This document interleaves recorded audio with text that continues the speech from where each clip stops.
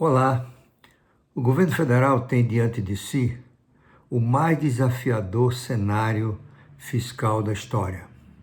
Como a gente sabe, por força da crise, o governo foi forçado a ampliar substancialmente os gastos públicos para salvar vidas, fazer chegar dinheiro no bolso das pessoas, particularmente dos segmentos menos favorecidos, informais, prover crédito para as pequenas e médias empresas e também para as grandes, isso vai chegar em algum momento, e tudo isso para evitar uma desorganização da economia de um lado e evitar um número maior de mortes de outro. Não é? Mas o que fica é um Estado mais fragilizado. Né? Os cálculos do resultado primário apontam déficit gigantesco. A equipe econômica calculou que em 2020 o déficit primário pode alcançar 6,6%, mas a instituição fiscal independente acaba de divulgar sua estimativa para 7,5% do PIB. E como algumas despesas ainda estão sendo decididas no Congresso Nacional, sobretudo em favor de estados e municípios, não será surpresa se o déficit primário de 2020 alcançar 8% ou mais. Qual é o desafio então? Primeira pergunta em relação a isso: como os mercados estão encarando essa deterioração da situação fiscal do Brasil? Estão encarando como natural, o governo tinha que agir, a equipe econômica teve que rever o seu discurso do Estado mínimo e se concentrar numa forte intervenção fiscal para atuar contra a crise. E tudo isso vai gerar uma elevação da relação entre a dívida e o PIB, que é o principal indicador de solvência do setor público. No cenário mais pessimista da equipe econômica, que seria uma queda do PIB de 5%, e é muito provável que chegue a isso, né? Essas projeções estão sendo revistas, o FMI já falou em 5,3% de queda, o Banco Mundial 5%, alguns bancos e consultorias estão falando em 4, 5% de queda de PIB. Nesse cenário, a relação dívida-PIB, e este é o cálculo do Ministério da Economia, atingiria 91% do PIB. Realmente é uma situação muito frágil. Os mercados entendem, como eu falei, essa situação, mas vão esperar do governo um plano para fortalecer a situação fiscal do país. Olha, é uma nova agenda o que está se desenhando, né? Primeiro porque o governo tem que ter um programa audacioso, um plano de pelo menos 10 anos para uma queda sistemática do déficit primário e sua transformação em algum momento em um superávit. E um superávit pelo menos de 2% do PIB, ou 2,5%, é o que vai gerar uma trajetória de declínio da relação dívida-PIB. E como a gente sabe que os governos estaduais também estão fragilizados, que há uma rigidez excessiva no gasto público, o governo federal controla apenas 5, 6% de suas despesas, é muito pouco provável que no prazo de alguns anos o governo federal tenha a capacidade de gerar esse superávit primário requerido para colocar a relação dívida-PIB numa trajetória sustentada. Aí vem uma segunda grande questão.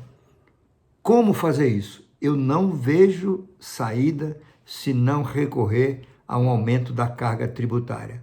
A equipe econômica, o próprio presidente Bolsonaro tem se manifestado contra o aumento da carga tributária, com razão, mas agora nós estamos diante de um novo ambiente, de uma nova realidade, em que não basta um esforço de controle de gasto, porque ele será sempre suficiente, mas é preciso incorporar no programa um aumento da carga tributária. E um aumento da carga tributária seletivo, não pode ser o aumento de impostos sobre o consumo, IPI, PIS, COFINS, CID, e nos estados e municípios, ICMS e ISS, porque esses tributos eles têm efeito regressivo sobre a renda e, portanto, eles prejudicam os menos favorecidos da sociedade. Não é razoável esperar que os pobres e menos favorecidos, que já estão pagando o mau preço da crise, venham a contribuir novamente para solucionar. aos seus efeitos fiscais. Eu acho que tem que ser uma tributação sobre os mais favorecidos. É preciso tributar mais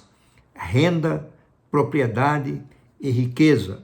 É preciso atacar os grupos privilegiados. É preciso tributar os altíssimos salários do setor público, muitos deles 80% acima do que se vê no setor privado, para responsabilidades e tarefas semelhantes.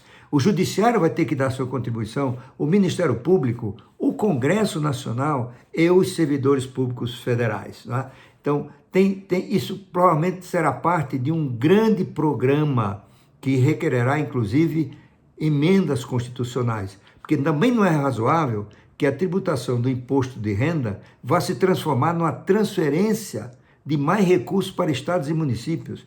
Como a gente sabe, 48% ou 49%, não estou bem certo, mas isso, 48%, 49% da arrecadação de imposto de renda são transferidos para estados, municípios e fundos regionais de desenvolvimento. Não tem por que engordar o caixa desses grupos, né? Tem que ser uma tributação temporária, repetindo, e com arrecadação exclusiva para o governo federal e destinada especificamente, aí sim, uma vinculação para gerar superávit primário. É uma nova agenda.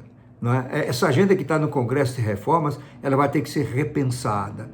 Ou as prioridades serão outras. Algumas têm que ser reformuladas. É preciso trazer para dentro a reforma administrativa, é preciso avançar na reforma tributária, porque ela é fundamental para restaurar a capacidade do país de crescer, gerar renda, emprego e prosperidade. Não é? E aí vem um desafio final, que é o desafio político, porque um programa desse tipo, que tem conotações de salvação da economia nacional, vai requerer liderança. Um presidente da República com capacidade de mobilizar a sociedade em favor desse novo programa, dessa nova agenda, com habilidade para se articular com o Congresso Nacional, formar uma coalizão majoritária de apoio a esse programa, dividir o poder com o Congresso, como é comum em qualquer país que tem sistemas partidários ou multipartidários, né, em que o governo não faz a maioria. Agora o presidente sequer tem um partido político, né, e ele precisa também ter a capacidade de gerar mensagens, serenidade, equilíbrio, para inclusive se contrapor aos grupos que vão se opor a esse programa. Não vai sair barato, né? Os funcionários públicos vão se mobilizar, vão pressionar o Congresso. Os ricos, muitos deles, não assumirão a consciência que chegou a hora de dar uma contribuição para a solução dessa grave crise. E o presidente precisa ter essas características de liderança em momentos dos mais graves da sociedade brasileira. Infelizmente, o presidente Bolsonaro não revelou até agora possuir essas qualidades de um líder para um momento tão grave.